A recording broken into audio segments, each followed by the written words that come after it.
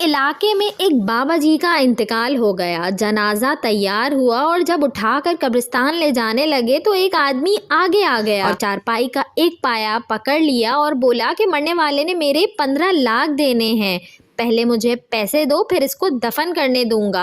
اب تمام لوگ کھڑے تماشا دیکھ رہے ہیں۔ بیٹوں نے کہا کہ مرنے والے نے ہمیں تو کوئی ایسی بات نہیں کی کہ وہ مقروض ہے، اس لیے ہم نہیں دے سکتے۔ مرنے والے کے بھائیوں نے کہا کہ جب بیٹے ذمہ دار نہیں تو ہم کیوں دیں؟ اب سارے کھڑے ہیں اور اس نے چارپائی پکڑی ہوئی ہے۔ جب کافی دیر گزر گئی تو بات گھر کی عورتوں تک بھی پہنچ گئی۔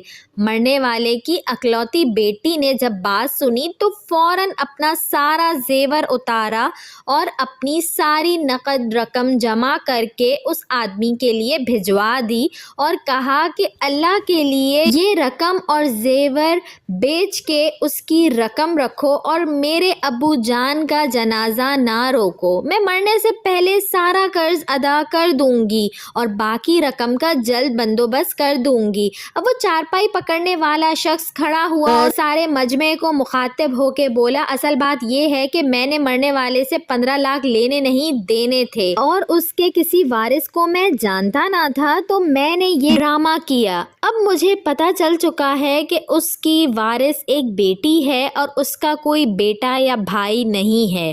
اب بھائی منہ اٹھا کے اسے دیکھ رہے ہیں اور بیٹے بھی۔ سبق: بیٹی والے خوش نصیب ہیں، لہٰذا بیٹی کی پیدائش پہ خوش ہونا چاہیے نہ کہ غمگین۔